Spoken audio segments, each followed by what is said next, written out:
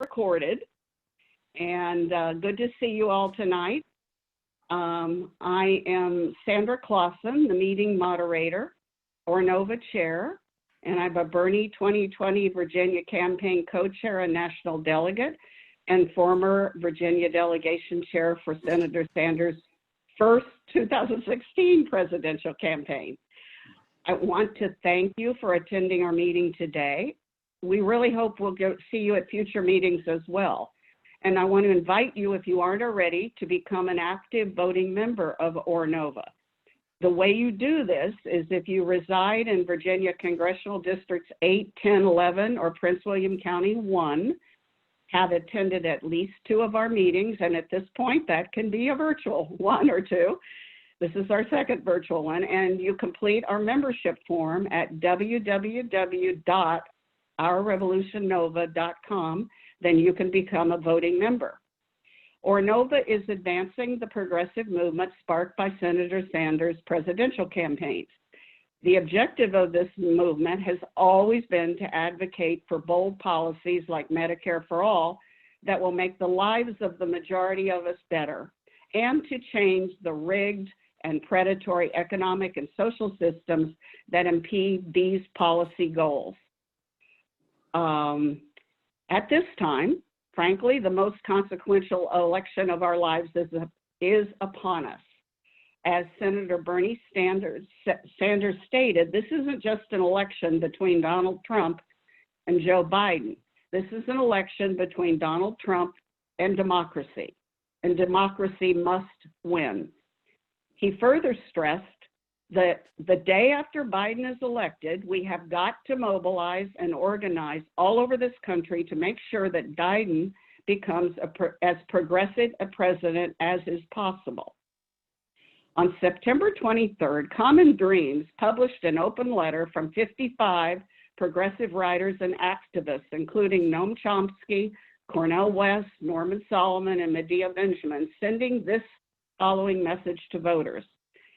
So it comes down to this: dump Trump, then battle Biden. Vote for Biden, at least in swing states, and urge others to do so as well, and then get on with building grassroots movements for ongoing fundamental change. ORNOVA agrees and presents today's program to contribute to this plan. Our meeting is going to be structured as follows. There are going to be 2 policy and 1 candidate presentation, followed by Q&A after each. At this point, we're not sure about the candidate because he has a lot of meetings tonight. We hope he'll be able to join us. At least someone from his campaign will if he isn't. The last items on our agenda will be, if that's possible, a candidate endorsement vote by members and an announcement. The way it's going to go is steering committee members are going to introduce the speakers, monitor the chat for your questions, and then they will ask your questions to the speakers.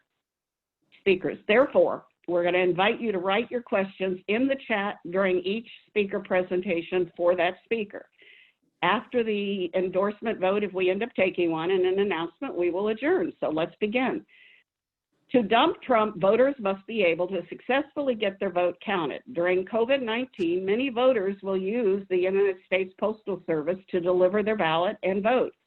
Trump's hand-picked Postmaster General, Louis DeJoy, appears to have done everything possible during his short tenure to sabotage delivery and voter confidence in the United States Postal Service to successfully deliver their votes. Our first speaker, Jim Sauber, will discuss how his and other postal unions are mobilizing to ensure every American voter has the option to safely and securely vote by mail. Angela, will you tell us a little more about Jim? Sure. Jim Sauber is the Chief of Staff of the National Association of Letter Carriers, the NALC, a position he has held since 2006. He was responsible for coordinating the research, collective bargaining, public policy, and legislative activities of the union at the direction of the NALC President, Fred Rolando, and on behalf of the union's 290,000 members. He joined the staff of the NALC as an economist in 1985 and served as the union's research director from 1990 to 2006. He has participated in 9 rounds of collective bargaining with the United States Postal Service. He currently serves as the Vice Chairman of the Employee Thrift Advisory Council and represents the NALC as an Executive Committee member of UNI Global Union, a Swiss-based global trade union federation comprised of hundreds of affiliated postal unions around the world. He is founding activist in the National Vote at Home Institute and serves as liaison for his union with the AFL-CIO. He earned a bachelor's degree from the University of Michigan in 1982 and a master's degree from Johns Hopkins University in 1992. So welcome, Jim. No, thank Back you. to you, Thank you, Sandra. Angela. Thank you, Sandra. It's really a pleasure to be here. Although I'm being a Marylander, I feel like I'm intruding on the other side of the river, Yeah. which I'm happy to do. And one of the greatest things that's happened in my life in Washington is that when I came here, all the progressives would say, well, you should live in Maryland or DC. Virginia's for Republicans. And what's happened over the last 30 years is we've turned Virginia blue, and that's just awesome. So I'm really happy that, and you saw the power of activism in the last election in Virginia. We've got a lot of work to do. It's like one thing to be Democratic, it's another thing to be progressive and really, and win these battles. But I'm really happy to be with this group tonight. My union represents 210,000 active letter carriers around the country. And as Angela mentioned, we've been involved in battling voter suppression for many years. In 2017, we helped start the National Vote at Home Coalition. And at the time, it was designed just to deal with what was happening all over the country, where Republican legislatures were cutting down the number of early voting days, reducing polling places, doing voter ID laws. This is a whole range of voter suppression after the Supreme Court gutted the Voting Rights Act.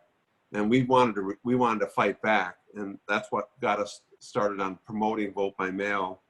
It provides actually a much cheaper way to conduct elections, a paper trail, and a really effective way to raise turnout.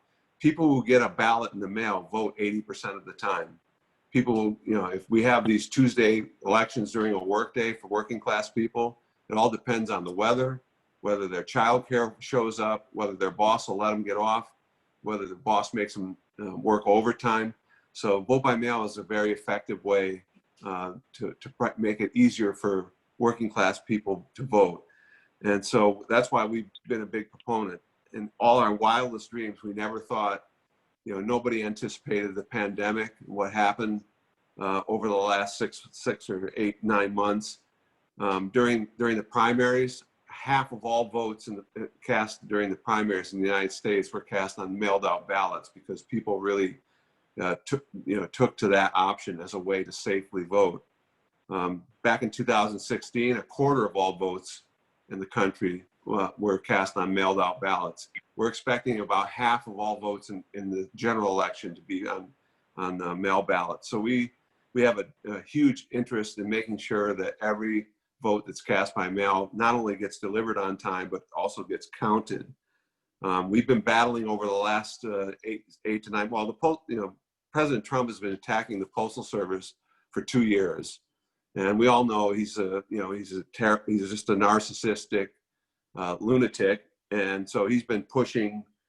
At first he was just attacking the Postal Service as a way to get at Jeff Bezos and the Washington Post, but now it's part of his strategy to try to discredit vote by mail and to try to set up some sort of fraudulent way to steal this election. He's had 2 basic messages: that vote by mail is somehow leads to fraud, even though he's promoting absentee voting by Republicans everywhere across the country. There's no difference between absentee voting and vote by mail. It's the same thing. All the same processes are in place. The second thing he's trying to promote is this notion that the Postal Service can't handle this huge surge in mail ballot voting, and that's not true. The Postal Service has tremendous capacity. Right now, because of the recession, we're delivering about 100 million pieces fewer a day than we were before the pandemic. And we have so we're delivering about 400 million pieces of mail per day. We have the capacity to go up to 800 million pieces of mail per day, which is what we typically do during the Christmas peak season. So you should have no worries about the Postal Service's ability to handle, even if all 150 million voters voted by mail, we can easily handle the surge in volume. Now, we've all been through this last couple months when the Republican board of the Postal Board of Governors appointed Louis DeJoy to be the new Postmaster General. And a lot of things happened. We had this huge fight over the last 2 months. They implemented a number of operational changes that were really diminishing the quality of service. They did 3 different kinds of things. They introduced delivery changes, delivery test changes that slowed the delivery of mail. They removed machines and mailboxes from the streets, and they changed the transportation system to limit the ability of trucks from leaving from processing plants to leave on to delay leaving so that they could make sure that all the mail was delivered on time. And thanks to the pressure the public uproar that came following it and the actions of the 4 postal unions, the Postal Service has basically had to back off on every one of these actions. In fact, the lawsuits that were filed all over the country by attorneys general, which we did not take part in these lawsuits, but we were served as sources of information to make sure that they had all the information that was going on. All 4 unions were collecting information, what was happening on the ground that was delaying mail, and funneling it to the national office so that we can fight back with the Postal Service. So on all 3 of those fronts, the Postal Service has been in total retreat over the last month. And we've seen a real uptick in return to quality service over the last month. And we forced the Postal Service to give the unions a seat at the table in their National Elections Task Force. So we've been meeting for 3 or 4 weeks now, and we've been making real progress on making sure there are going to be starting October 1st, they've agreed there will be no limits on overtime. There'll be no limits on the number of trips that our trucking fleet will take between processing plants and delivery stations. They've agreed to make sure that every ballot that they handle will be postmarked, so that in states that require a postmark, that we make sure that everything is postmarked. The problem that we've had in recent years is that many states have a postmark rule, but they use types of mail. They use business reply mail that doesn't require a postmark.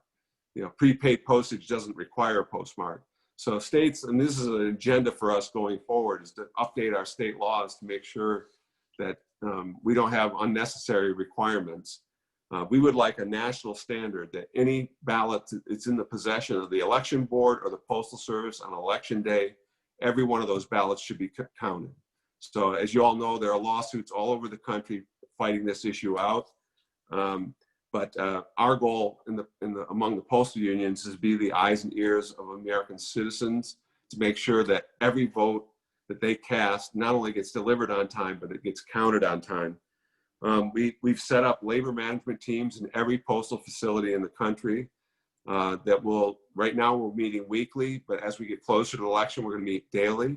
And if there are any problems with election mail, our members are going to notify us and take action. So I think you can have a lot of confidence that if we see anything nefarious going on where the administration or the new Postmaster General or anybody else is trying to interfere with this election, we're going to blow the whistle and we're going to, we'll let everybody know.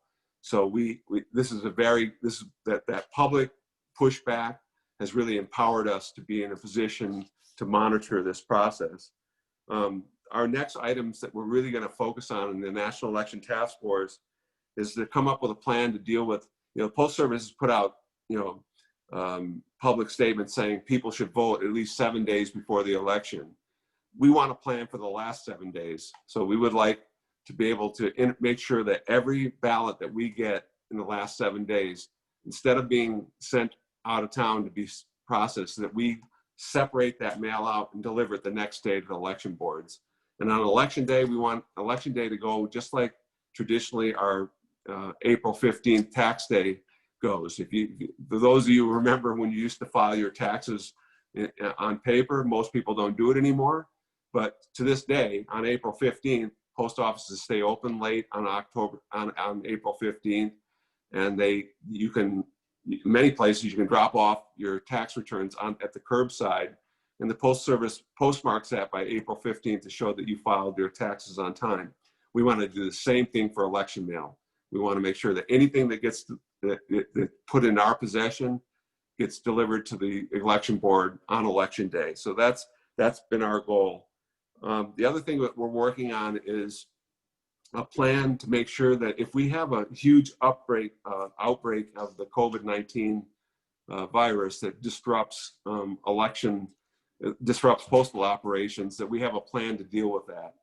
And so towards that end, this week, or actually at the end of last week, we signed a memorandum of understanding with the Postal Service to make sure that if we have an outbreak in postal facilities where we don't have enough staffing to handle the mail, that they have the ability to actually hire as many people as they need on an emergency basis to make sure that we don't have any disruption of service. So that's a really good, positive development.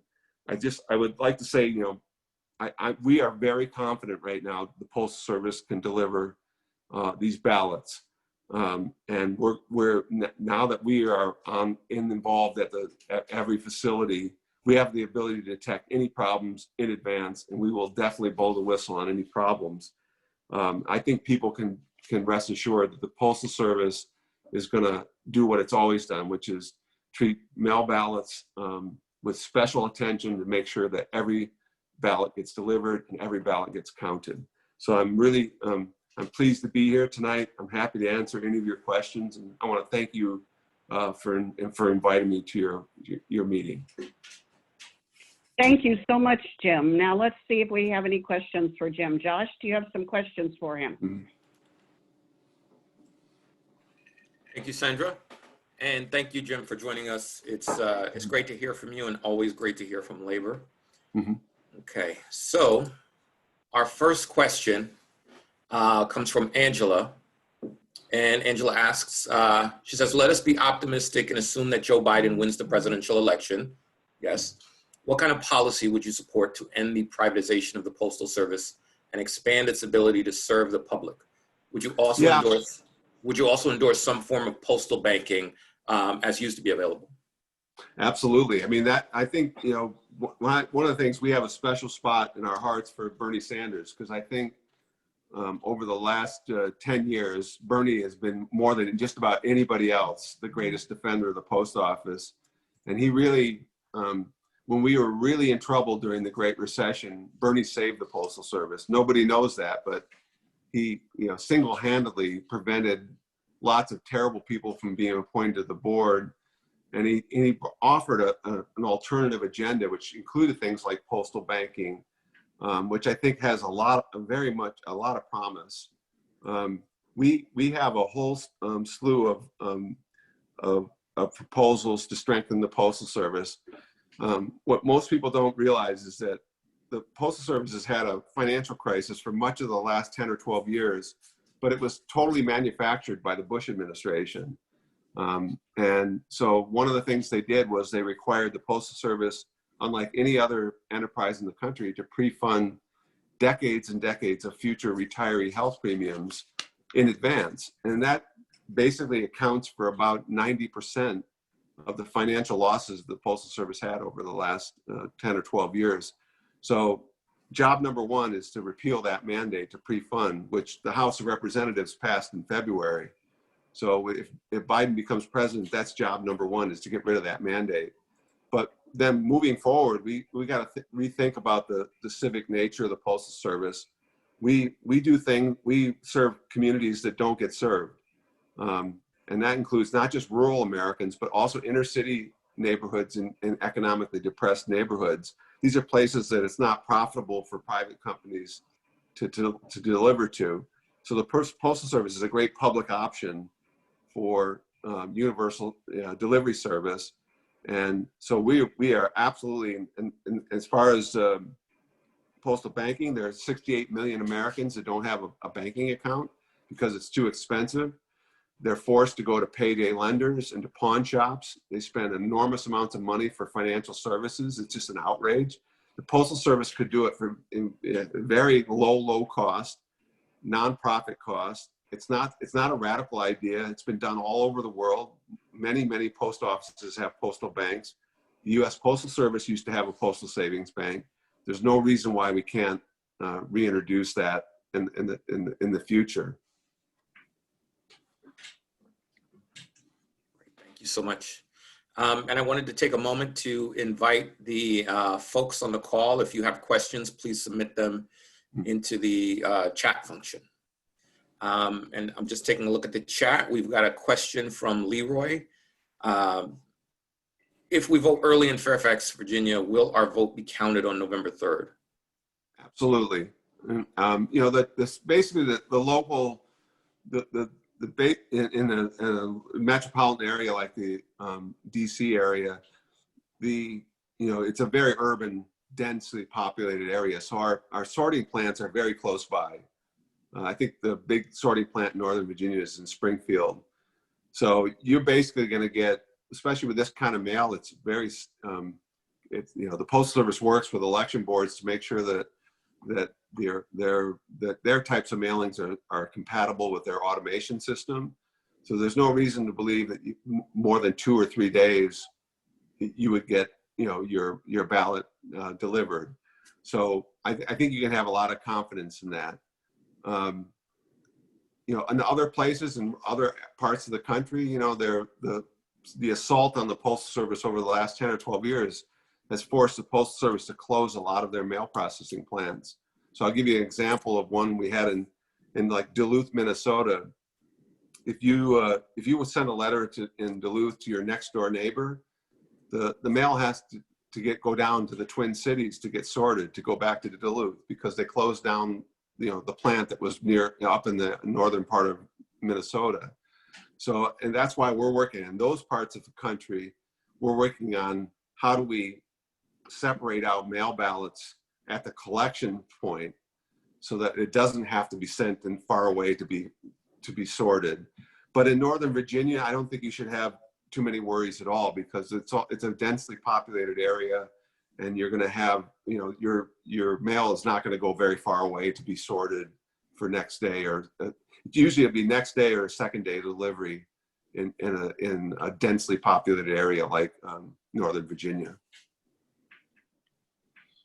Excellent. We've got a related question from Harriet. Did Virginia lose any of the mail sorting machines that were removed and destroyed? Can you share any information about those machines? I'm afraid I'm not a very good source on that. Because we represent delivery workers, we don't work in these mail processing plants. We're on we work out of retail and city delivery stations. So, to the extent you want to find out information, you should talk to the American Postal Workers Union. I know, just give you some context, there's tens of thousands of those machines, and the total number of machines removed were 700. And I know from talking to my colleagues, our brothers and sisters in the APW, there were 4 or 5 mail processing plants that they were worried about. The vast majority of the machines that were removed from plants did not really affect service. Just to give you what's been happening in the Postal Service over the last decade and a half is that we've had this huge change in the mix of mail. We used to do 100 billion pieces of first-class mail back in 2006. That's when people were still paying bills and getting invoices through letter mail. And gradually that's sort of shifted. It's been substituted electronically for online billing. So these machines and a lot of these plants, we have many more letter sorting machines than we need. At the same time, during that same period, we've had this boom in e-commerce. So the Postal Service is delivering huge volumes of packages, and especially during this pandemic. During the pandemic, we've had Christmas levels of parcel delivery for 24 straight weeks, because people are working from home, they're avoiding going to shopping, And so what's happened in a lot of these places, a lot of these machines that were removed, they were taking out letter sorting machines they weren't using and putting in parcel sorting machines that they needed. And so, but that all said, there were several places that the APWU alerted us to where they thought there were letter sorting machines that they should not have been taking out, because you always need a certain amount of redundancy. You want to be able to, if machines go down, you want to have backup machines. And so those were the areas that our brothers and sisters in the APW really were raising the alarm about. And the good thing about the public uproar and all the lawsuits is that forced the Postal Service to back down on that. You may have seen early in the week that the Postal Service said, well, we can't reconnect some of these machines because we sort of dismantled them for parts. And that's true, that happens. But I think it was a good thing that they announced, a couple weeks ago, that they're not taking out any more machines. They're not taking out any more collection boxes. And I think that's a good thing to build public confidence in the Postal Service. Josh, let's just take 2 more quick questions and then we'll end this segment. Okay. Question from Sheila. Is there a process in place for blowing the whistle on nefarious activities? Yes, we have. We're doing next week, we're doing a national webinar with all our labor management teams all over the country. We set them up. There are 4 postal unions. It seems odd that we have so many different unions, but all these unions were organized before we had collective bargaining rights. So they're, we sort of developed, my union was formed in 1889. We didn't get collective bargaining rights until 1970. But we have, all 4 unions have been cooperating together, and we've set up these local labor management teams, and we have a system in place to get reports in the field if there are problems. And so I'm very confident that if there are problems going on, we're going to know about it. Okay, last question, Josh. Last question comes from Christian. It's related to quality of service. Christian says, in an August interview with Jane Fonda, you stated that you were confident that the Postal Service would not have any trouble handling the volume of mail-in ballots. Would you tell us whether and how unions will play a role in monitoring that quality of mail service until November? Yeah, I mean, the reason I said that when I talked to Jane about this was that, we, before the pandemic, we were doing, the average daily volume was about 500 million pieces a day. We're now doing about 400 million pieces a day because, the economy is depressed. But there's been no downsizing, there's been no layoffs, there's been no closures. And what really, despite our fears early at the time when the pandemic first hit, we were very worried that we were going to be like the airlines and the hotel business, where business would just totally dry up. And what we found instead is that while letter mail volume is down about 10% overall, the package volume is so high that our revenues are actually higher in 2020 than they were in 2019. That nobody expected that. So I have no doubt, at least we still have some long-term challenges, and like I said, we have to get rid of that pre-funding mandate next year. But right now, there's no sense. There's been no reduction in the capacity of the Postal Service, and nothing is going to happen between now and November that will change that. So that's why I'm confident that we're going to be able to handle this. Thank you so much, Jim. Really appreciate you assuaging our concerns about the safe delivery of our ballots and the survival of the United States Postal Service. People love it, the Postal Service, as you know, and we want it to survive and thrive. So thank you so much. Jim, you're welcome to stay with us. You did mention that before the call that I think you have another call with maybe 2,000 people later this evening. Yeah, I do. If you have to, we understand that, but we thank you very much. And so let us move on to our next speaker, John Nichols. And John, you can, when I get finished introducing you, you will be able to unmute yourself as you see. John is the National Affairs Correspondent for The Nation magazine and the author or co-author of more than a dozen books. His most recent book is The Fight for the Soul of the Democratic Party by Verso Publishers. I put the link in your in the email after you RSVP'd and encourage you to purchase the book. John is a co-founder of Free Press, the nation's media reform network. He has testified before Congress and United Nations forums and has twice keynoted global congresses of the International Federation of Journalists. Nichols has received international recognition for his interviews with Nelson Mandela, Jimmy Carter, Barack Obama, Bernie Sanders, Alexandria Ocasio-Cortez, Margaret Atwood, and Patti Smith, and other political and cultural figures. Of Nichols, author Gore Vidal said, "Of all the giant slayers now afoot in the great American desert, John Nichols' sword is the sharpest." So I want to remind everybody to write your questions for him in the chat, and please welcome John Nichols. Over to you, John, as soon as you unmute.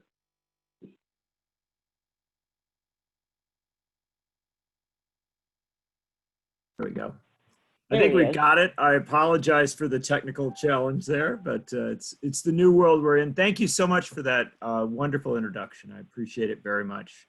And thanks for everybody who's joined us tonight. I was listening in as we heard about the Postal Service, and this has been a great fascination of mine. So I enjoyed very much not just the report, but also the questions that folks asked.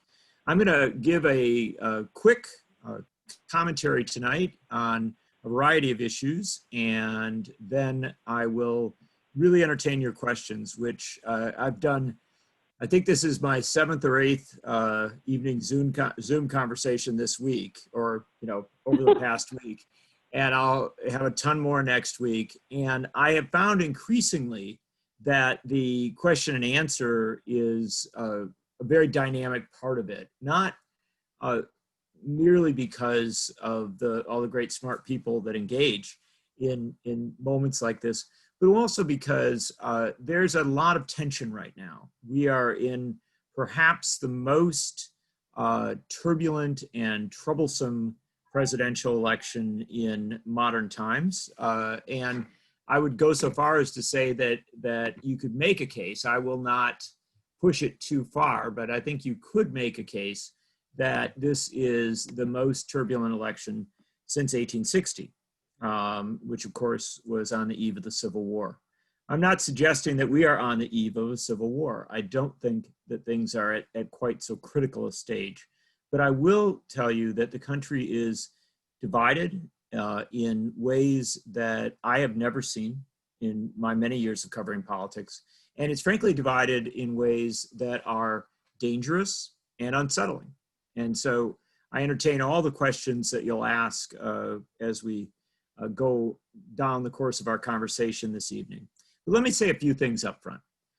First and foremost, our conversation as we set it up tonight, it was and will be about what Democrats and what progressives have to do after the election, after November 3rd. And that necessarily relates to what happens before November 3rd, because it will be different depending on what happens on election day and in the aftermath of it. So I'm going to put 3 concepts down just to begin with. First off, November 3rd barely matters. The idea of an election day anymore is almost irrelevant. Not because the election is irrelevant, but because the notion of a day on which we decide who will be the president, who will control the Congress, et cetera, down ballot, is pretty much ended. It was already dying before. We had massive amounts of organizing prior to elections for early voting, for absentee voting, for all the other models by which you might cast a vote, sometimes weeks before an election. We also now have had the intervention of COVID-19 and all the issues related to it. That has exponentially increased early voting and absentee voting, mail voting, all the different models by which people cast a ballot before the election. So in effect, elections begin right around now. In fact, in my state of Wisconsin, people have been voting for about a week. I know in Virginia, that's roughly the same. In Minnesota, it is roughly the same. In fact, in a number of battleground states around the country, people have already voted. Millions of people have cast ballots already. We had in Madison, where I live, something called Democracy in the Park yesterday. Madison has 206 community, neighborhood, and so-called pocket parks. All 206 of them were staffed with poll workers so that people could come and drop off absentee ballots. We don't have a count yet, but it's assumed that thousands of ballots were dropped off just yesterday. And we're already, still a month before the election. And I only say all that up front because it is really important for us to kind of reposition our thinking about when it matters for us to be active, when it matters for us to do our work.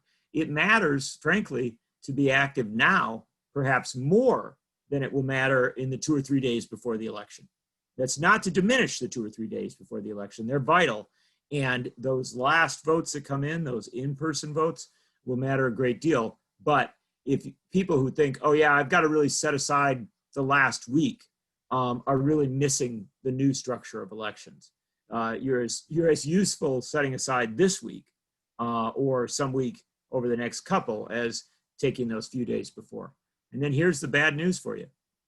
This year, you need to take the few days after the election as well, because just as we have a new model for going into an election and how we vote, we have a new model for how we count votes. And it's like so many things in American response to new technology, we've blown it. We've done it wrong. We've screwed it up.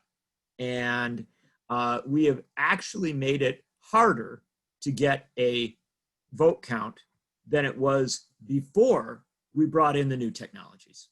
And it's not to, I'm not anti-technology. I write books about technology and deal with it all the time. But bad application of technology is often worse than no technology. And the truth of the matter is, I've been in countries with tens of billions of people, the United Kingdom as an example, where they have massive turnout, higher turnout in election than we have, and they count all the ballots, paper ballots, in one night and constitute a new government the next day. And so we can't do that in our country. We don't do it. We have elections in which we have very low turnout by the standards of the world, and we will have a low turnout election this year, likely by the standards of the world. It may be very high by US standards, but low compared to a country like Belgium, where they have 93 to 95% turnout, Norway, where they have 80 to 85% turnout, Germany, where they have 70 to 75% turnout. We don't get into that zone. It's tragic. If we did, we'd have a single payer national health care plan, we would have free college, and all that would be reality, because the people who don't vote or who are less likely to vote are precisely the people you need in the process to force a universal set of programs that we'll talk about in a moment. The mess in America is that we have set up systems for very slow counts. And we assume that computers will tell us everything we need to know, and computerized and digital systems.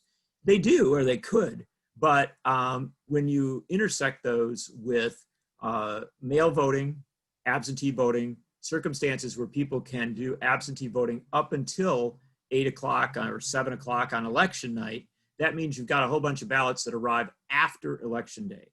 I just ran an analysis of all the all the states and obviously DC, which will be part of the presidential race. And there's roughly 26, 27 different models for how they will count and when they will count. And so you will have some states that are literally going to give you the full count that night, election night, or very nearly the full count, maybe a few precincts out. Other states that may not give you a full count until mid-December. And I want to emphasize that, until mid-December. And if it's a close election, that's going to be a disastrous circumstance because I assume everybody in the call is very sophisticated and very well read. But I will tell you about the scenarios developed by Hawkfish, which is one of the best data analysis firms around. And they've essentially suggested the possibility of what, again, I'm sure many of you already have heard about, the idea of a red mirage.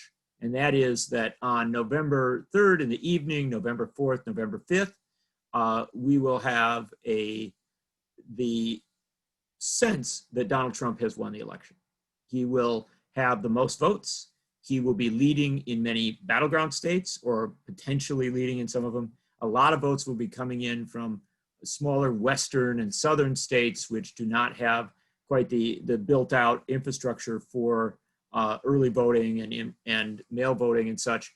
And so you're going to see a lot of results that suggest a very good night for Donald Trump, and perhaps a very good night for Republican Senate candidates.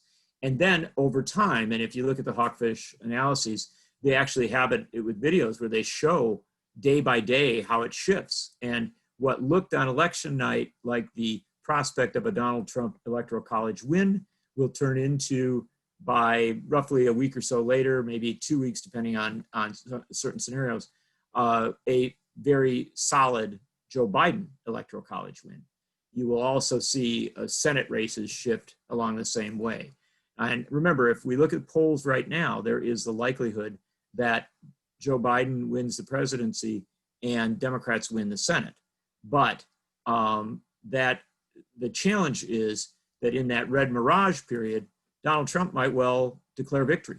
If he does, then we're going to have a terrible chaos, as we have battles in battleground states across the country on how to count the votes that have not yet been counted, whether even the possibility of interventions by state legislatures and others to shut down counts. So we have a really messy situation. It's deeply concerning, and it ought to have, it's something that you ought to all be conscious of. So how do we avert that? And also, how do we convert that to what I'm going to talk about for the rest of this conversation into something that is significant for progressives? Well, the first way that you avert that is with a massive turnout, the highest possible turnout.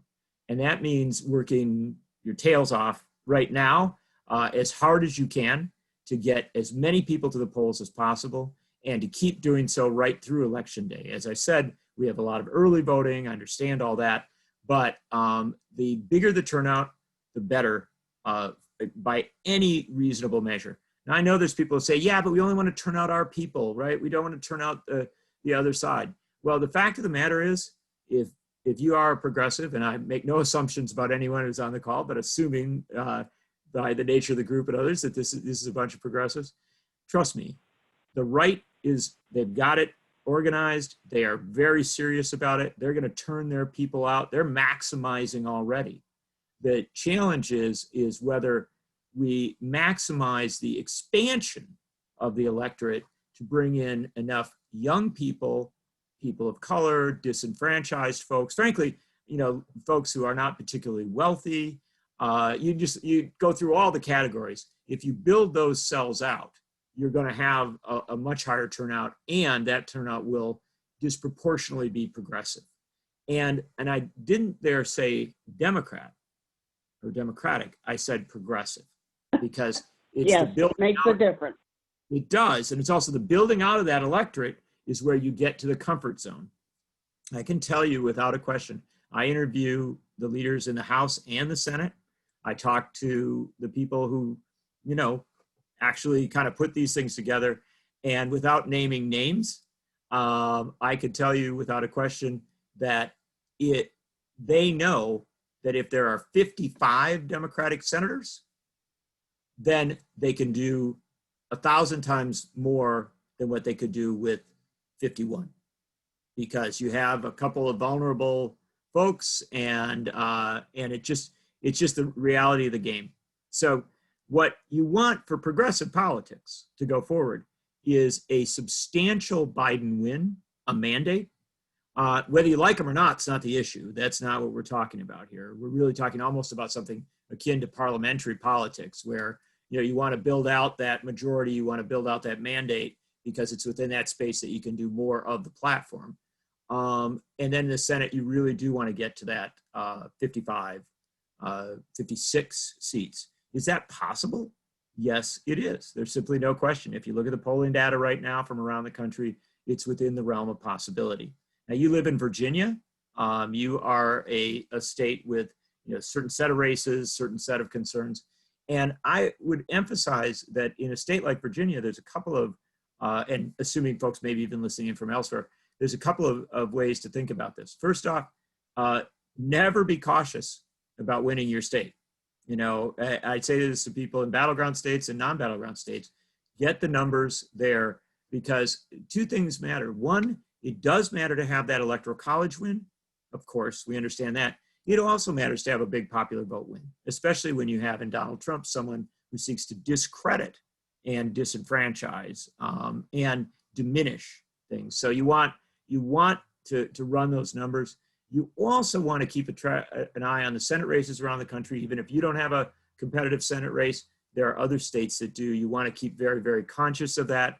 You may be able to help in some ways, and that's valid.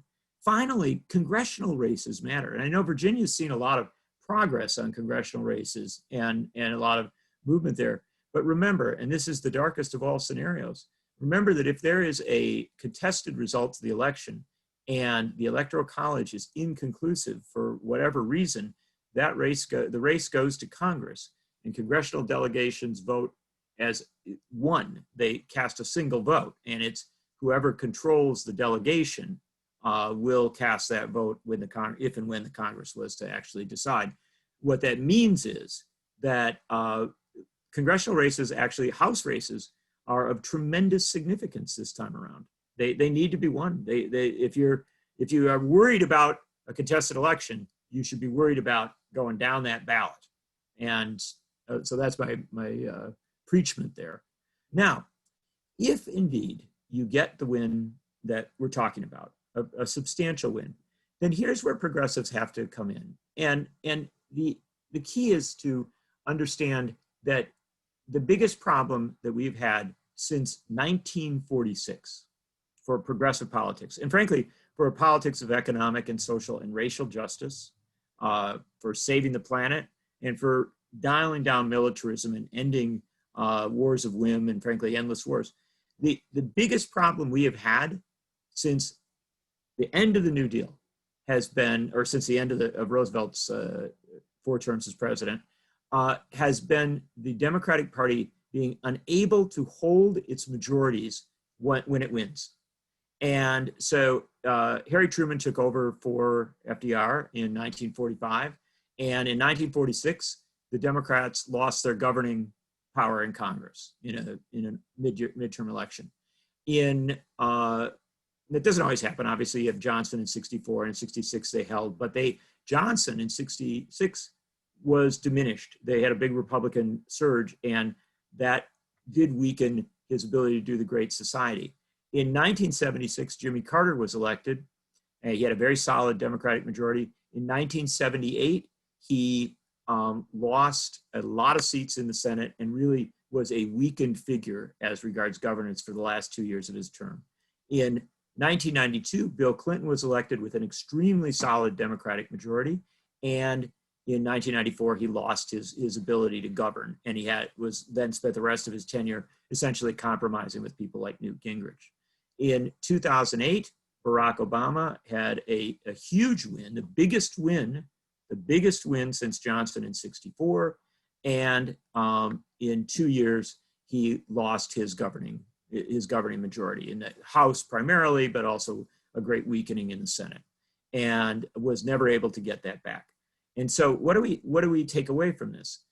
The lesson is that when Democrats get power and when they have a governing majority, they are expected to solve all the problems that were handed to them. And I'm sorry, it's not fair. You literally have Republicans who run up deficits, who create huge messes, who neglect issues like climate change, actually make things worse, and then you inherit the office, and you inherit the presidency, you get back control of the Congress, and you scramble to do whatever whatever you can to patch up all the leaks to try and make it work, because Democrats come in as managers, not governing forces. And that managerial approach is deadly politically. Now, that's not to diminish what Barack Obama did with the Affordable Care Act and with a host of other initiatives. The problem was it wasn't a sufficient response to the crisis he had been handed by George Bush and Dick Cheney. Same thing with Clinton. I think Clinton was a weaker player. I'm not going to sit in front of you and defend a lot of his approaches, which I think were tied to the Democratic Leadership Council and other groups that frankly really weakened the Democratic Party in profound ways. But the bottom line is still didn't do enough, didn't go big. And so why progressives are actually the vital force for deciding whether the Democratic Party will maintain a governing majority at the most critical time in modern history is how much you force the party to do. And you can't pull any punches. Your message doesn't have to be, here's what I want, here's what I believe in, here's what I value. No, your message should be, here is what is absolutely necessary. If you don't do these things, you will lose your governing majority, and people who are worse than Donald Trump will assert themselves and come back in 2022 and in 2024. I promise you that. That is not a debatable point. And so governing aggressively, governing big matters. And I've got a few more minutes in my presentation that will take over to your great questions. But let me tell you what governing big, governing aggressively means.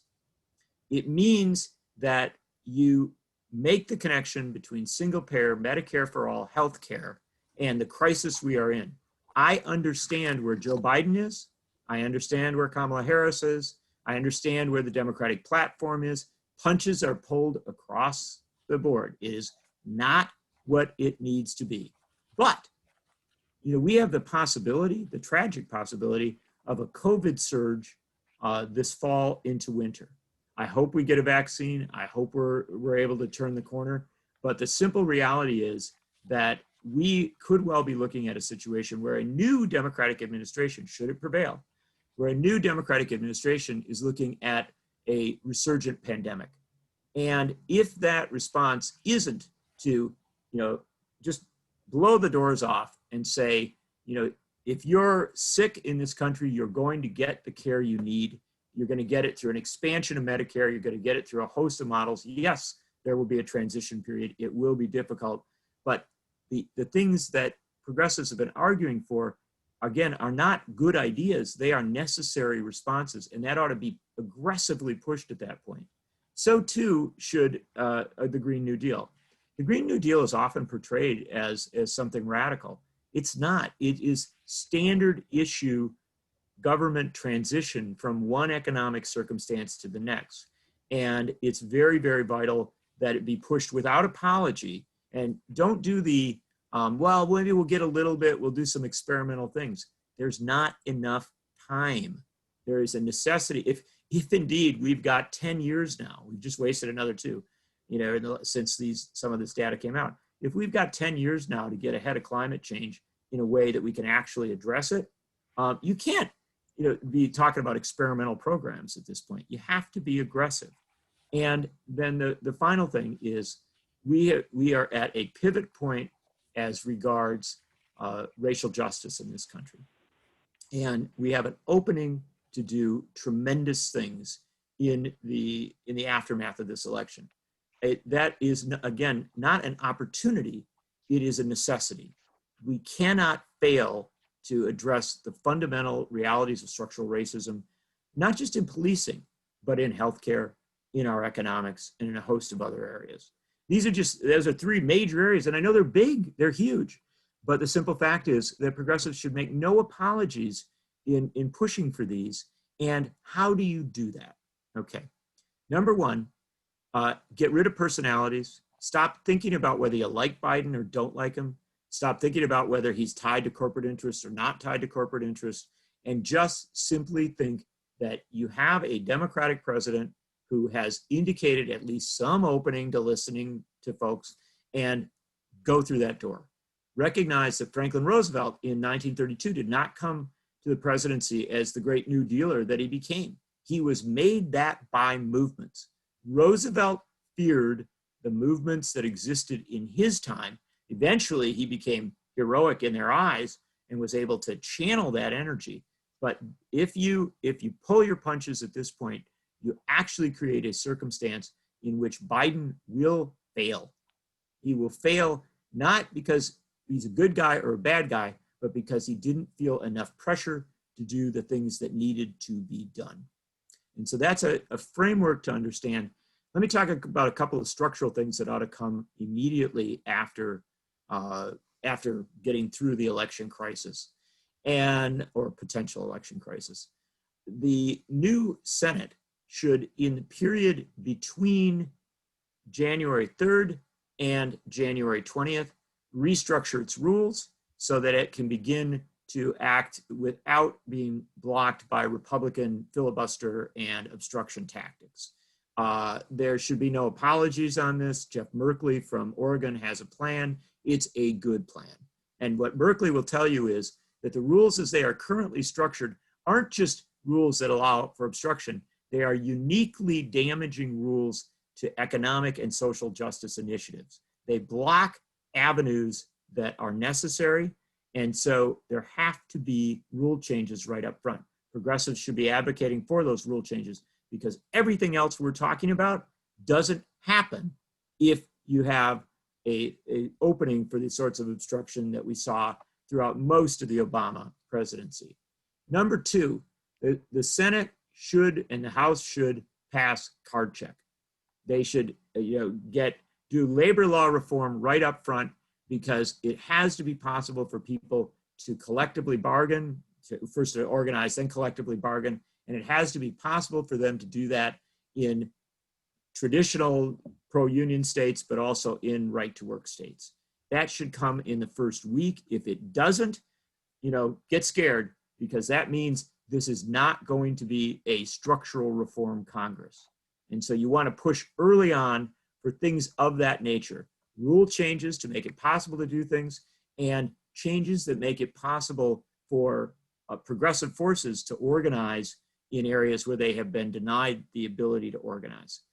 Beyond that, of course, the great struggle of the new administration is going to be over the issue of the stimulus. And the proposal will be for a $2 to $3 trillion stimulus. It will be the largest spending package ever to come through the Congress and go to the White House. There will be deficit hawks within the Democratic Party who say, oh, it's got to be smaller. We got to worry about our spending. If it is smaller, it will not jumpstart the economy sufficiently to come out of COVID, to respond to COVID, but then to come out of it with the sort of response to mass unemployment and dislocation that we have had. We are not going to come out of COVID in the same situation, even if we have a vaccine, as we went in. We will come out in a situation where a tremendous number of people have been displaced and we're getting them back into work will be difficult. They need the right to organize, but they're also going to need to have economic support. That economic support will come in forms of at least some modest guaranteed income, and it has to be part of the stimulus. But the stimulus has to do so much else. It has to save the Postal Service. It has to save public education. It has to save municipal and state governments. It has to provide, displaced workers and small businesses with a level of support that will keep them literally alive and above ground as an economy restarts post-COVID. It also has to do things that we may not think about up front, like address the collapse of local journalism across this country. There has to be a plan there to begin to, allow media sites, both online and to some extent in print, to renew themselves and to get the level of employment so that they can cover the issues. I could run down 100 other things, and many of you will know those things, but the bottom line is that the stimulus will become the vehicle for all public policy, not just for responding to COVID and mass unemployment, but for all public policy. And progressives have to be fundamentally focused on it. They have to be all over it on a daily basis, pressuring their members of Congress to go big, not small, and also monitoring the Biden administration, if it is a Biden administration, monitoring its appointments of people to cabinet posts, commissions, oversight bodies. For all of these bodies have to be very, very aggressive to make sure that if you get the Congress to go big in stimulus and on other legislative initiatives, that you don't have people in cabinet level agencies still trying to go small. So it's a lot of work. It's a huge, huge challenge.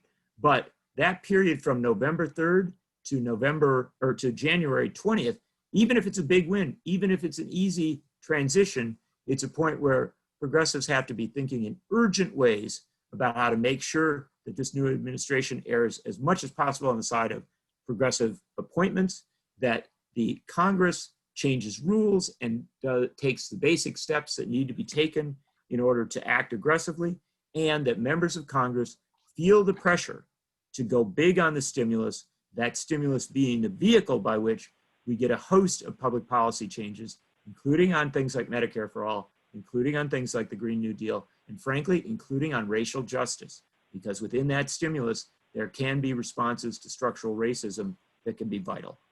I will close with that. I've run very fast in some of the things I've said. We've covered a lot. I've tried to cover a lot of territory, both the tension about the election and also the potential of what might be done. I am thrilled to take your questions. John, that was a powerful analysis and playbook for progressives. Exhausting, challenging, and powerful. I think Paul has been collecting questions to ask. So Paul, why don't you start? Let's have some questions for John, please. Thanks, Sandra, and thank you very much, John. Very, very interesting discussion. I think you answered this. Josh asked, you answered part of this, but let's go through it again.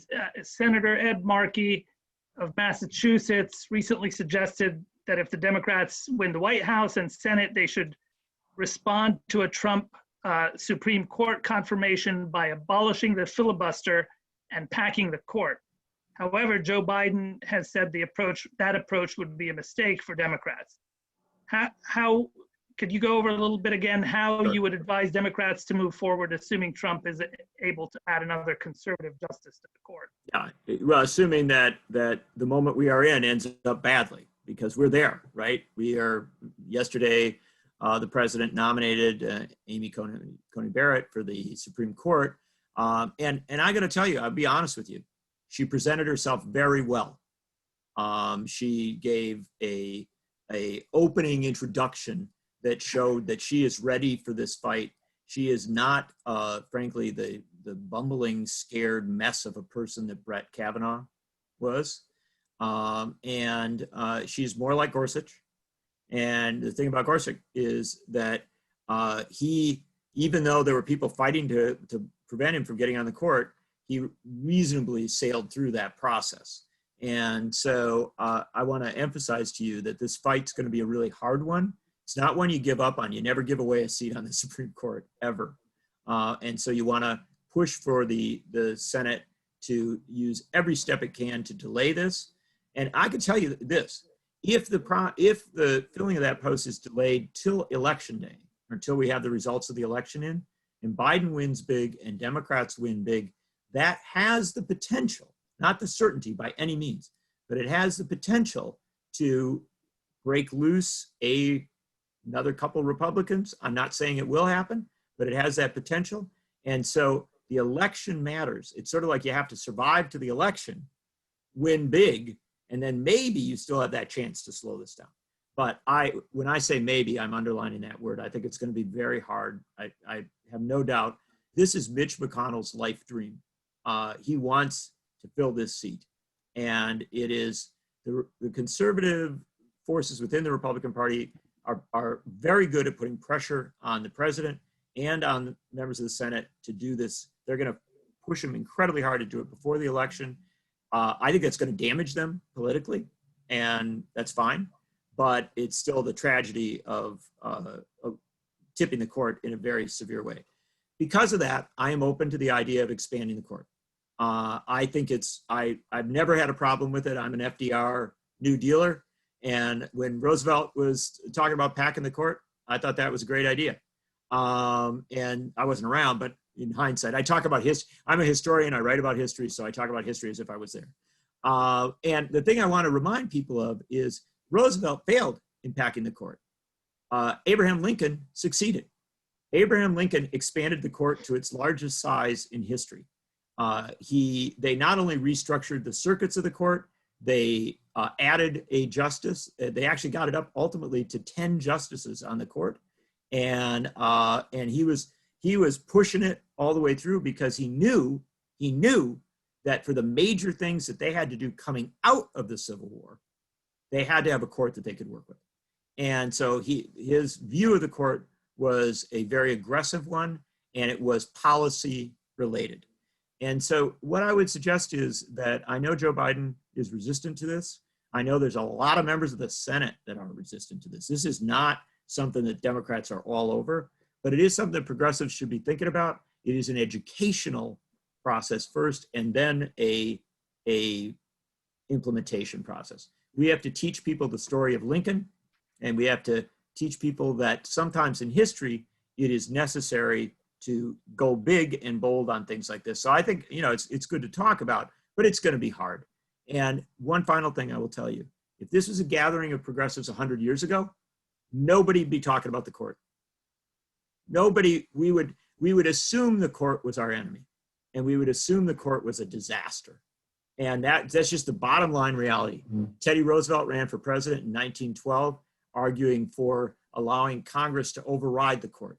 Robert M. La Follette ran for president in 1924, arguing for term limits on justices and the ability for citizens by petition to recall and remove justices from the court. And so when Roosevelt talked about court packing, that was a mild proposal by comparison to what progressives of a century ago believed. And in some senses, I think we have to return to that no matter what. We have to argue if Democrats don't expand the court, we have to argue that then Congress has to do ironclad, bold, progressive initiatives. And if the court messes with them, then Congress has to come back and do them in another way. And we have to talk about constitutional amendments, and we have to talk about every other vehicle we can use to advance a progressive agenda. We cannot accept the court as the final arbiter in a situation like this, where we say, oh, well, it's a conservative court, we're going to live with it for a long time, and we'll just have to work within its framework. No, we have to talk, if we are in fact progressive, we have to talk about ways to expand that court or ways to work around it via constitutional remedies and via political and legislative remedies. But it's a big deal to kind of expand our thinking here, not get narrowed into a situation where we allow this theft of another court seat here at this critical moment to undermine the rush forward, because frankly, we don't have time. We do not have time to let ourselves get stopped in pushing for Medicare for all, Green New Deal, racial justice, and a host of other bold changes that are simply necessary at this point. Paul, do you have some questions? The chat looks full. Yes. So the next question in the chat is from Sheila Stone. She said, so where I live, the people that don't vote are not the most progressive. How sure are you that a big turnout will actually result in progress? And she says, it just does not jive with what I know from rural Virginia. Well, I come from rural Wisconsin, and I can tell you that I understand exactly where that question's coming from. I respect it. But here's the deal. When I talk about a big turnout, I mean, I'm talking about a massive turnout of young people, of people of color, of disenfranchised folks who economically and socially. And yeah, I mean, look, I talk about a big turnout because ultimately, if we got to 70% turnout in America, we'd have Medicare for all. It's just that reality.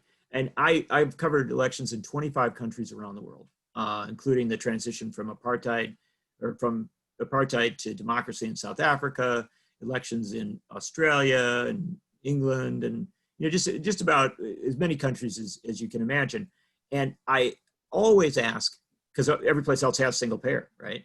Or some variation. I always ask, how'd you get there?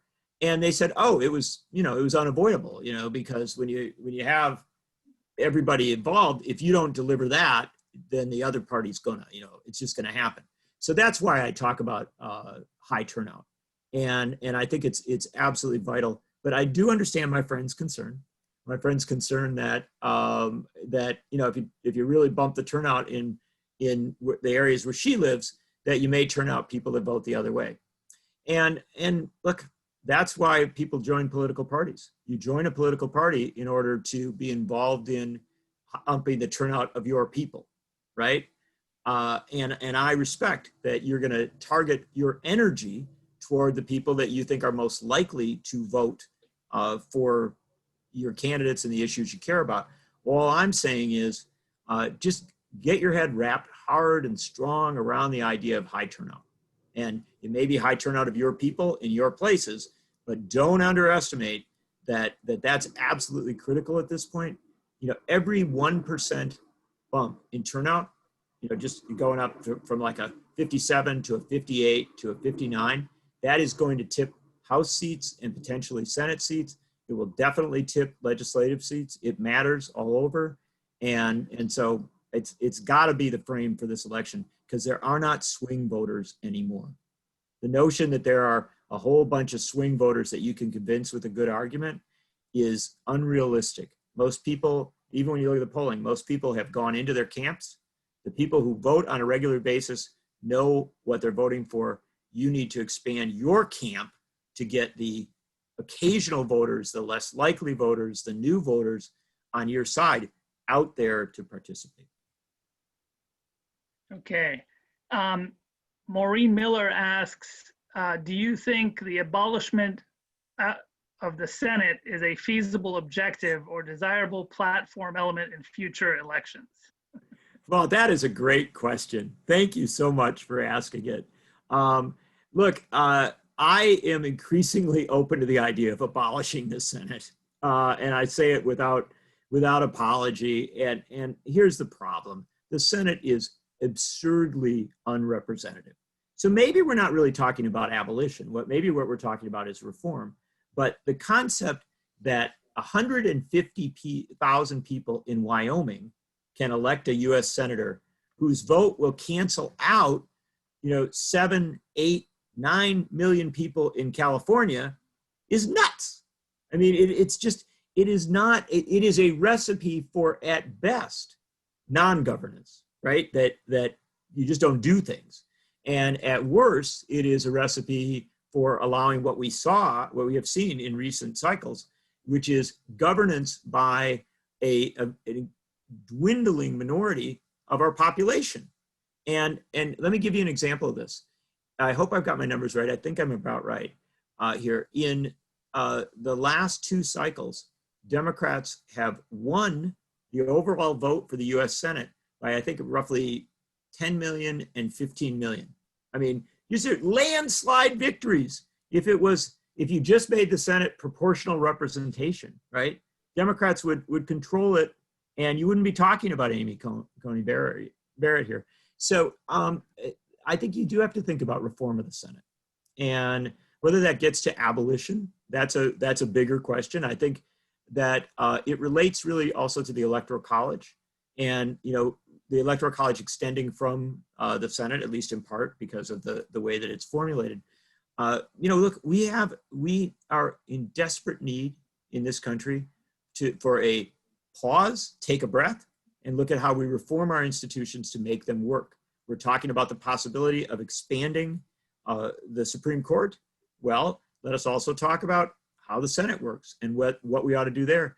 And maybe as a stopgap along the way, we ought to at least say this, like other countries around the world, that we don't have anyone who's a US citizen that doesn't have elected representation and voting representation in the House and the Senate. What that means is 2 new senators from DC, 2 new senators from Puerto Rico, and frankly, if we follow the model of France and other countries, 2 new senators from our Pacific Islands. and, bringing Virgin Islands in there some way, maybe related to Puerto Rico, maybe not. And that's not a debatable point. It shouldn't be. How can we say in this country that we've got 7 to 8 million people who are full citizens of this country, but they travel on an American passport, but they don't get to have voting representation in the House and the Senate? So we've got a lot of work to do there. Maybe before we get to abolition is simply on, some minimal level of democracy. Okay, thanks. Rochelle Asher asks, AOC organized a turnout which shocked everyone, including her opponent. This was somewhat dependent upon younger generation's turnout. Can you see anything like that happening now? Sure, I can. I don't know that it will. I know that it is always challenging. Look, young people they come into the political process when they see a reason to do so, when they feel a necessity. And that is like anyone else, it's a normal thing. One of the biggest problems that we have in our politics is that our political class, our elites in politics, have for too long always known that the highest turnout is among old people. The older you are, the more likely you are to vote. In fact, the booming voting bloc is people over 100, right? You get people over 100, they are superb voters. There just aren't that many of them, but they're growing. And so even Democrats spend a lot of time, framing their issues toward the elderly. And you should have an agenda for our senior Americans, but you also should have a much clearer agenda for young people. And it's gotta, they've tried to do it a little bit with free college, and I think that it was surprisingly effective. But I'm talking about a lot more. I'm talking about the people that don't go to college. I mean, it is mind-boggling to me that the Democrats don't make central to their platform free daycare. Absolute, same as you have free public education, that you have free daycare nationwide, probably running through the schools. And it's like, why at the age of 5 do we suddenly say, oh yeah, we've got to step in and have a public system that makes sure that parents, have a good place where their kids can get education and, where they will be during the day, because parents have to work, right? But up to 5, we don't do that. It's madness. And it also, boy, I will tell you this, if you start to propose free daycare, like guaranteed, safe, high quality daycare nationwide, you are going to see a lot of people, a lot of young parents who say they are too busy to vote, find that they can carve out a little bit of time to vote, because they will realize that if there's a deep commitment there to that vote can actually change their lives. And it's like, I'm for Medicare for all. I am also for free daycare. And both of those are for the same reasons, that they fill a fundamental need in our society. So that's my answer as regards young voters. They can be gotten, but they don't, that unfortunately is a longer term initiative, getting that into the framework of the Democratic Party. You may still have a bumped turnout among young people this time because they're scared of Donald Trump. And boy, if you look at the polling data, if you drove down the street and you just picked up every young person, got them in a bus, we can't now with COVID, but got them in a bus and took them to the polls, you'd be getting about, out of every, 10 of them that voted, probably 7 of them would vote for Joe Biden, it's disproportional. So getting young people out is golden from a political standpoint. Very important. Paul, let's keep going a little while. If John's willing, let's just go for a little longer, okay? Sounds good. I have a next question is from Stephen Kearney. He says, I watched the People's Party convention on August 30th and was very impressed by its lineup, which included many Bernie supporters. What's your take on its prospects after the election? Sure. I believe in multi-party democracy. I think it's a wonderful thing. And I've covered it all over the world, and I think that a lot of good comes from it. The problem is our system isn't set up for multi-party democracy. It's set up to prevent it. And so it's a very challenging circumstance. If you're going to build a new party, right, it takes a lot of organizing, a lot of work, and yet it also has to hit fast. It has to come on in a very bold way.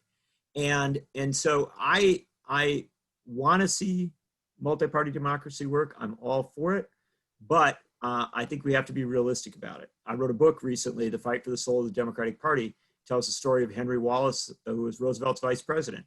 He was marginalized by the Democrats because he was committed to racial justice, and because he was committed to taking on monopolies and corporate power, and because he was committed to a post-war agenda that looked for finding ways to peace rather than to a new Cold War. He chose, because he'd been marginalized within the party, to try and do a third party run. This is the immediate former vice president of the United States running on a host of great issues at a time when they were needed. He was literally the one candidate saying we got to end segregation in the post-war era. And he was marginalized down to the point where, essentially got, really a handful of votes. I mean, he got votes, but it wasn't enough to make a real impact. And we've seen this again and again and again. So I was also impressed by much of what I saw with the movement, this movement for a new People's Party or some model there. I've been impressed by a lot of what people have done. And I would only counsel that we have many structural barriers to it. And so I'm also impressed by the people who have chosen to fight for the soul of the Democratic Party, to go into the party and to fight those battles. And at the end of the day, what I say to people is, I don't think you have to choose. I think you can be sympathetic to a variety of routes, looking for what works at critical stages in our history. But you do have to recognize that if something doesn't work, then you use the other route, right? And it's an inside-outside strategy. I think I'm not coming up with any new ideas here, but I will tell you that the last time that a third party a new party actually gained ground, took and displaced the old parties and became one of the two parties was in the 1850s with the rise of the Republican Party. That's the last time it happened. And I'm not here to diminish third parties, because the socialists in the first 20 years, 25 years of the 20th century put issues on the table and in fact actually did govern in certain places. And they had a huge influence on what became the New Deal. So there's real power there and there's validity. But what I would counsel is that in these urgent times, put your energy where your heart and soul tells you it will be most effective, and then, go for it. Okay. Let's just take two more questions. Okay. Okay. Two more. So Maureen Miller asked, she said, I'm a doctor and an epidemiologist. And every single doctor I know, even centrist ones, agree that tying Medicare for all to COVID is the way to win. Yep. And she wanted to know what you think about that, I guess. I'm 100% with her. I won't give a long answer because I agree so much. I can just say yes. And I also do think the one thing I would emphasize is we've held our breath for the last 6 months, right? We've kind of said, okay, we're going to get through this. We're going to get around it. If the vaccine comes and if things come together in the right way, that may be the right strategy, but we're not guaranteed of that. And we have gotten an incredibly powerful lesson about the danger of tying healthcare benefits to our jobs. We now know that there has to be a better way. And I think that we're not guaranteed that we come out of COVID easy. And so I definitely think that delivering that message, that we have a plan that get people healthcare now when they need it, and to keep that going. I can tell you, the simplest thing of all is if we could just open up Medicare and Medicaid right now and say, if you're out of work, come on in, we can provide you with this care. Just extend the system. It would tax the system greatly. It would be challenging. Resources would have to go in, but we would never go back. I can tell you, even if that's a part of the stimulus, we would never go back. We would only expand from there. Okay, one more question, I guess. So Maureen Miller again asks, she says, Ted Kaufman, former Biden chief of staff, has already pledged allegiance to the deficit hawks. Yep. Hawks, how to counter that? Oh, we got it. First off, we call it out. I wrote about it, and I've written a lot about it. I'm going to continue to write a lot about it. I think it's the most dangerous, literally the most dangerous thing that Democrats could do. If indeed Democrats come in and say, oh, we've got to be cautious here. We've got to compromise. We've got to pull our punches. We've got to be the deficit hawks that the Republicans weren't during their tenure, when they gave massive tax cuts to the rich, massive tax cuts to the corporations that did not come back to us, that in fact were banked, right? And then when COVID came, they're like, oh yeah, we got an extra $1 trillion here, which they did, and that's good. I'm glad they spent the money. But if Democrats are the ones who say, yeah, you folks were spending at emergency levels up to this point, now we've come and we're going to tell you, you can't spend as much, right? That you got to cut it back. That is an absolute 100% guarantee of a Republican surge in 2022. I promise you that. It is an undebatable point. History proves it. And the danger of that, forget about partisan politics, put partisan politics aside.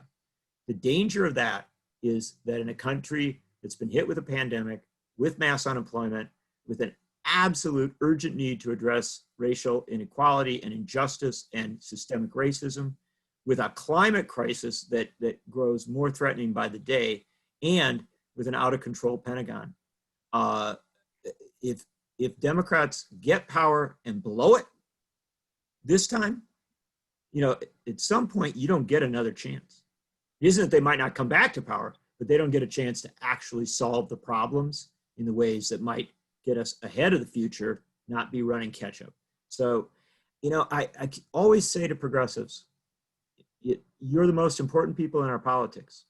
You're the most vital people in our politics because you have committed, sometimes for generations, for your whole life, you've committed to work very, very hard for things that are idealistic and hopeful and that really do give a vision for a better future, that say another world is possible. But now, you're not just good people, you're necessary people. If you're not there pushing against the deficit hawks with everything you've got, you run the profound risk of having a governance that will steer this country into, frankly, a horrific future, and a future that none of us wants. No conservative should want, no liberal should want, no progressive, whatever. So I hate to put pressure on you, but you really are the saving grace here. The progressives are the people who can make this happen. They have done it before. It happened in the 30s. Roosevelt was made dramatically better. It happened in the 60s. Lyndon Johnson, before the Vietnam War, was made dramatically better. Movements actually work. And this is a time where the movements have to be ramped up and work as hard after the election as they do before. I want to contradict what I said before. I've been getting private messages that we really would like Alfeca's question to be answered. So I'm going to contradict myself. Sure. And if you're willing, one more question, it really will be the last call. If you can ask Alfeca's question. Sure. It's one about AOC announced the Green New Deal. Mm-hmm. No, the one about infrastructure. Sure. Oh, okay, yeah. So Alfeca says, just wanted to let you know we are considering the size of the stimulus needed by fixing all needed infrastructure with a $4 trillion national infrastructure bank. This national infrastructure bank does not create new deficits, removing any Democratic or Republican complaints about deficits, and has been done 4 times before in our nation's history. Would the nation be willing to consider this plan? Of course, absolutely. I have written books about and spent a lot of time talking about democratic socialism, and I have immense respect for its contributions to our society and to societies around the world. However, I recognize that we are in a capitalist country. That may change, but at this point, we have to look for models that also can work in the moment that we are in. And National Infrastructure Bank, which has examples in the past, is a fantastic idea.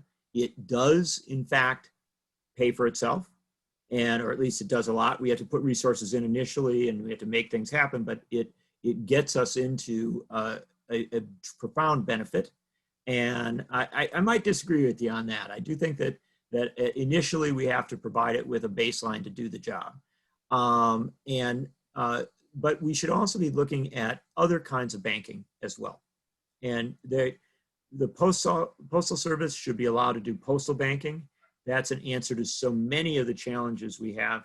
And there frankly are a number of initiatives at the local, state, and national levels that can use banking as a vehicle to make profound change, as long as it is public banking versus private profiteer banking.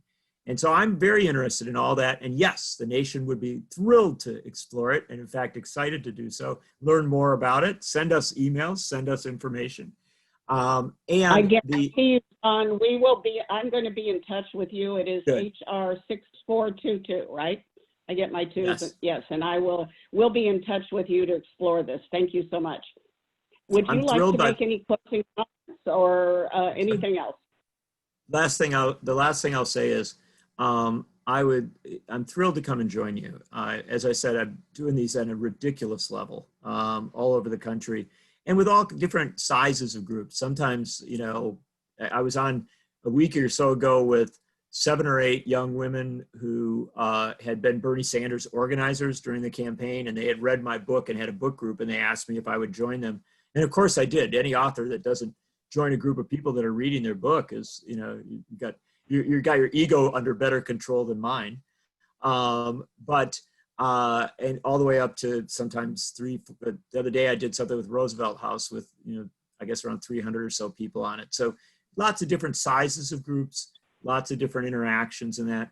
But I love doing it. And the reason I love doing it is because we're at such a critical moment. And when we share information in times like this, it is so much more powerful than it is in other times. Far from believing that during an election cycle, we ought to just focus on the election. No, this is a time to share ideas, to share energy, to try and build it up. Because, frankly, we've got to get ourselves as strong as we can, as informed as we can, because where we're headed is hard. It's demanding.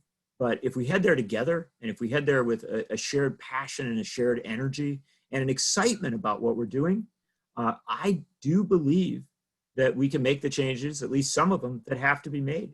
We are on the right side of history, and we ought to be excited to be there, and we ought to be excited to fight together. So I thank you for having me. I'm honored to join you, and I hope I get a chance to do so again sometime in the future.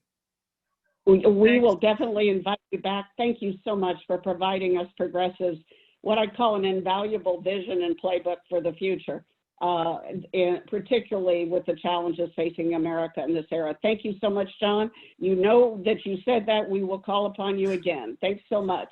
I'm honored to be with you, and for folks who may have extended into the holidays, do have a good final or have a good Yom Kippur. And for other folks, find your touchstones and touch them as you go forward. We'll need all of our emotional and spiritual and practical and political values to get through the times we're in. Thanks so much. Thank you again. The next on our agenda is we were hoping to have Kazem Rashid, a candidate for Virginia's 1st congressional district. But as all candidates this close to elections, he's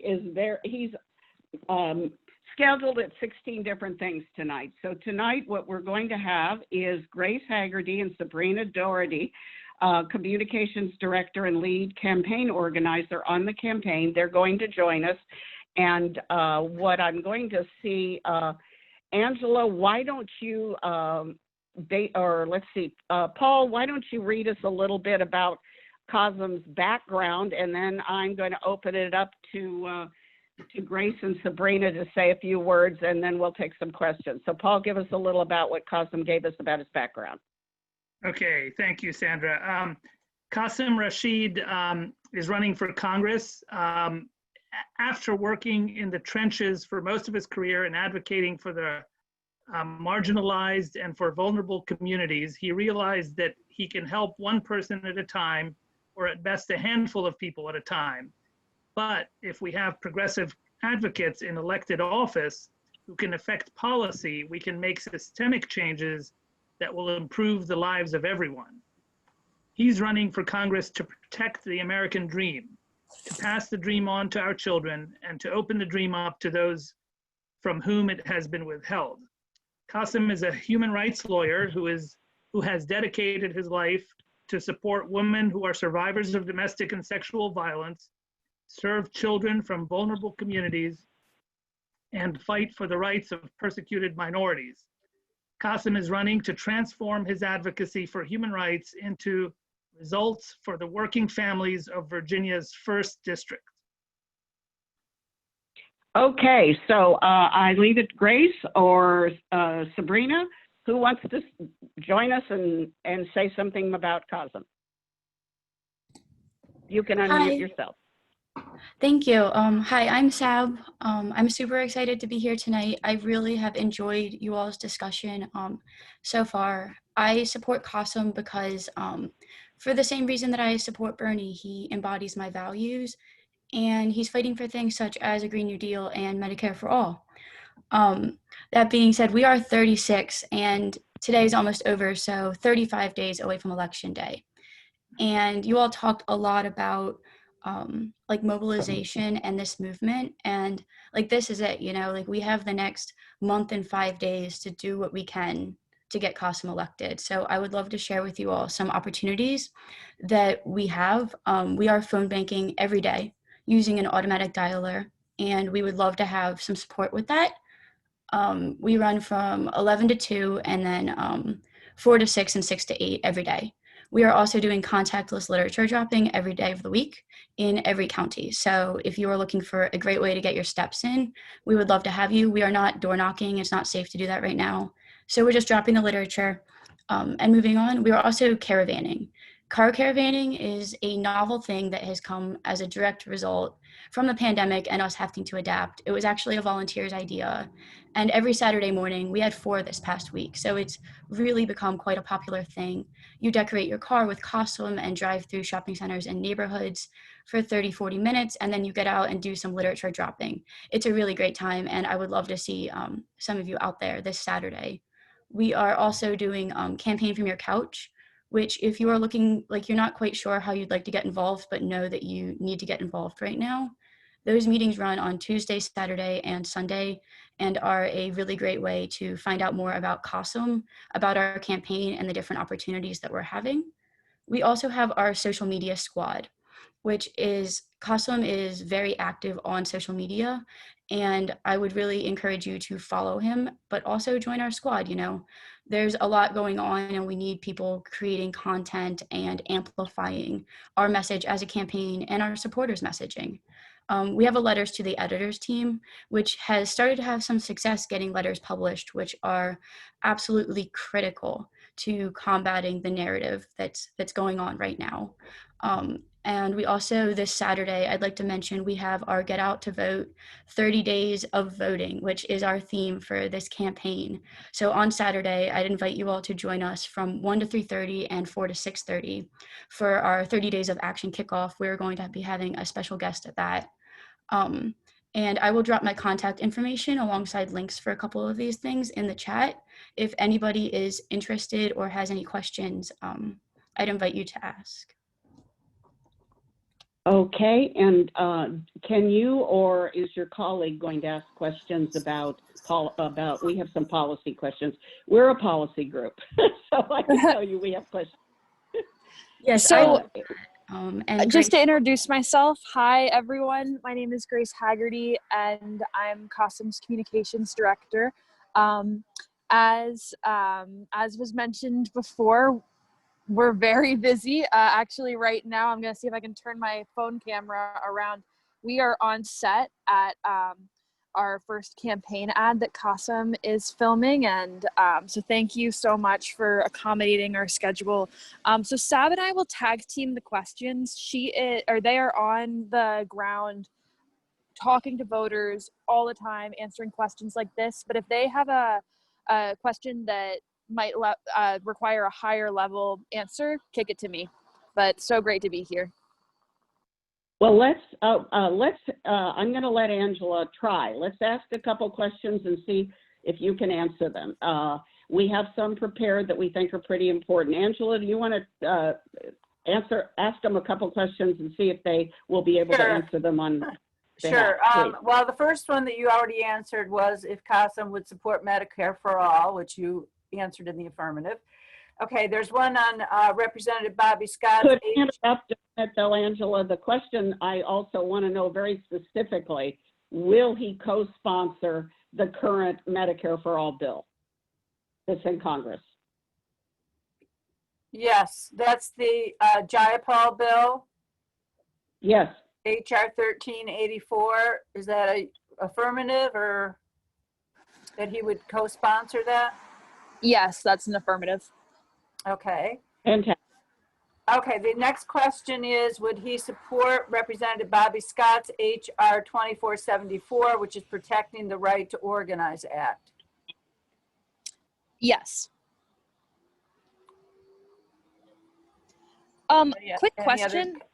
I have a question. Have you all sent us a questionnaire to be filled out regarding your endorsement? No, we actually sent Qasim when he was running for the General Assembly previously, when we endorsed him then, we did send him a questionnaire at that time, which he completed for us. We were just preparing questions for his appearance tonight, but no, we have not sent one. We're hoping we will get a number of answers tonight from you, and so far the two we've heard are pretty good. Angela, you want to ask two more questions and then we'll let it go at that?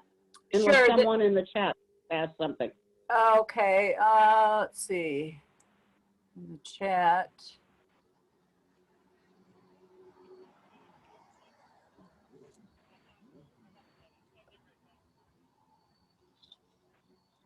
Okay, this is to Sabrina. I know campaigns do not like to mention their opponent, but can you name his? His campaign has been awful. Yes, that would be Rob Whitman. Okay. Okay, I don't see anything else in the chat. So why don't I You ask want to this? go with 4 bars? This is a question from Sandra. On the privacy rights, will you work to curtail and/or endeavor to establish strong oversight mechanisms for the Patriot Act's overreaching domestic surveillance provisions? That is absolutely something that Qasim will work to do. I'm sorry, it's got a little loud. Can you repeat that, please? Sure. Will you work to curtail and/or endeavor to establish strong oversight mechanisms for the Patriot Act's overreaching domestic surveillance provisions? Absolutely, absolutely. People's data and security and privacy is very important to Qasim. Okay. Let's do one more, Angela, and then I think we will probably have sufficient if no one has anything in the chat. Try one more from our list. Okay, how about this from Josh? Do you support the Black Lives Matter movement? Absolutely. Qasim does support the Black Lives Matter movement, and he has spoken at a number of Black Lives Matter rallies throughout the 1st District. Very, very active, and the underlying philosophies of Black Lives Matter will be incorporated to his legislation when elected to Congress. I'd also like to mention that the reason Qasim was unable to join us tonight is that he is speaking at an event that we held this evening that was Compassion Through Action, celebrating Black joy. Fantastic. Are there, okay, does anybody, this is your last chance, those of you on the call, if you have a question, put it in the chat. Before we get into those questions, I was just wondering, and I can't see your responses because I'm on my phone. I'm sorry, but have you all seen the images that our opponent Rob Whitman has been putting out, photoshopping Bernie Sanders' logo onto Qasim's mask?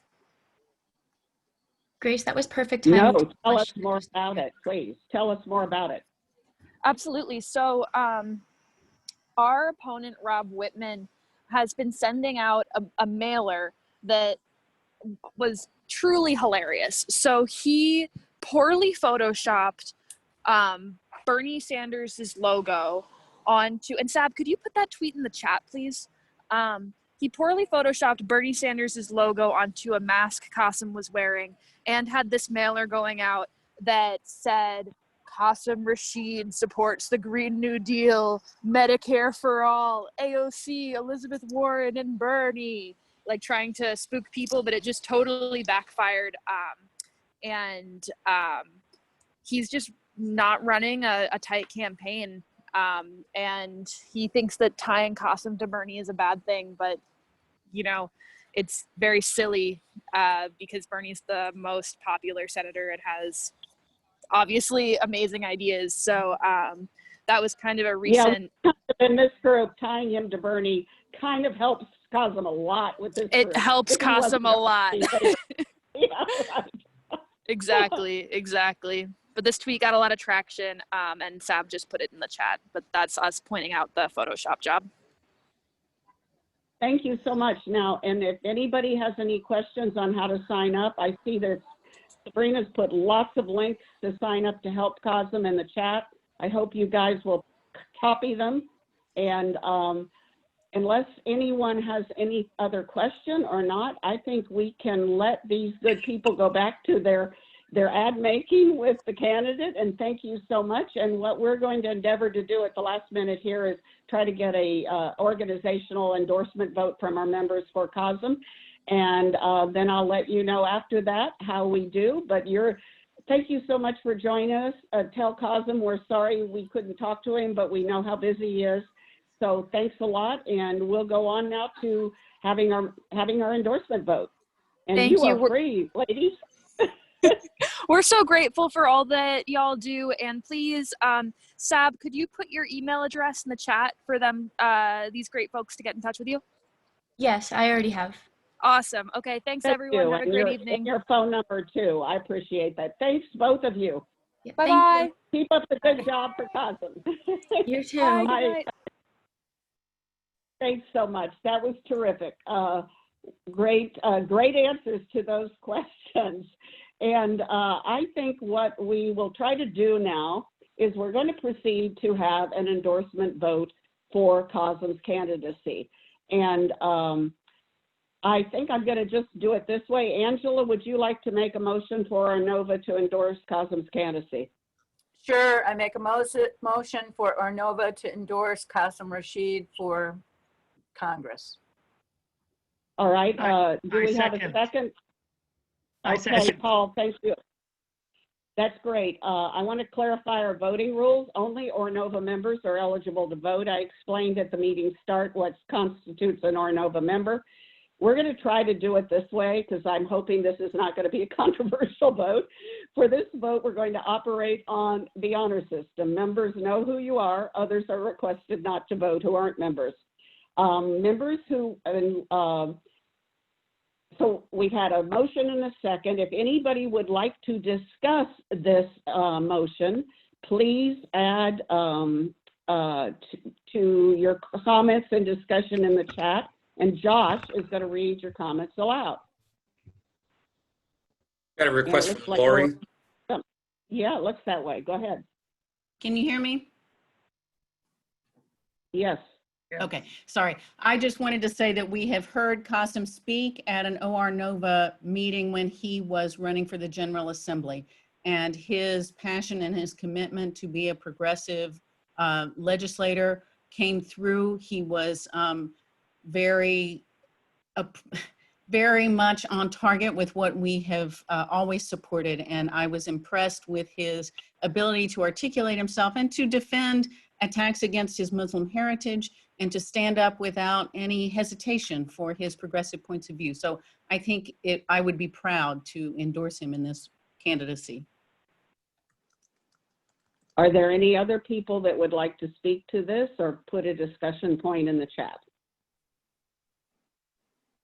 Seeing none, the way I'm going to propose we do this, and hopefully this will work, I'd like to, as the vote proceeds, I'm going to ask any members who wish to vote no or abstain from this endorsement, write within no or abstain in the chat. This will assume that anyone who doesn't vote no or abstain is a yes vote. So if you want to vote no for the endorsement or to abstain from it, please write that in the chat. I'll give you a few minutes just in case. I see no one scurrying to do this. So with no abstentions and no opposing votes and on the assumption that the remainder of the votes are yes to endorse, then I will announce that we have vote Kazem Rashid's candidacy for Congress on CD1, Virginia CD1, is endorsed by ORNOVA. So officially, congratulations to Kazem. This is great. Thank you so much. And then I saw somewhere in the chat, we're now going to go to announcements. We have an announcement from the steering committee, but I see that Harriet, if you're still on there, wanted to make an announcement. If Harriet's there, we need to unmute her. Let's see. I'm going to unmute Harriet if she's still there. Okay, Harriet, you want to make your announcement? I am here, but I usually cannot be heard. My audio is really bad. Okay, So and it's clearly the same now. Yeah, it is the same now. So you know what I'm going to do, Harriet? For yeah, we can't hear you very well, Harriet. Would somebody else read it? Harriet, can you just type your message into the text, into the chat? I put it in the chat. Okay, I'll read it. She sent it to me privately. Okay, let's see. She said, let's see. It's there. Can you send it to everybody? It's in there. I did it. Okay. All right. Terrific. So this looks like she's put in days of voting and phone banking and social media squad, contactless literature dropping, campaign from your couch. Okay, we have lots of folks. This looks like a lot of action items. Sorry, Please copy that. Okay. Okay, we've got them down. Thank you, everybody. Please copy these. Now, the next thing I wanted to make an announcement. The ORNOVA Steering Committee is elected by the membership every 2 years. And our last election was in November of 2020 with the new steering committee joining for service the first of their term in December. Between elections, individual steering committee resignations are filled by the remaining standing steering committee members. Regrettably, due to their overwhelming work demands, made all the more difficult by COVID-19, Kenny Bodie and Ed Gilmartin had to resign. And we want to thank them for their service. The steering committee elected and is pleased to announce new steering committee members, Joshua Garriga and Christian Jeunesse, who you have heard on our call tonight helping us. And I want to just announce this to everybody and please welcome them to service. And we're very glad to have them. And at this point, I'd say this, and they're waving, Joshua, I see waving at you, good. This concludes our meeting, and we hope you found it informative and that it further energizes you to work, to dump Trump and to continue fighting for progressive change. John certainly told us, oh my gosh, the playbook he gave us is extensive, but it's very serious, as we all agree. So let's keep working. And thank you for joining us today. We hope that you'll look at our membership form that I gave you earlier and is on all your communications, and that you'll consider joining as a voting member of ORNOVA. We hope to see you at our next meeting. Thanks so much. Please stay safe, and good night, everybody. All right.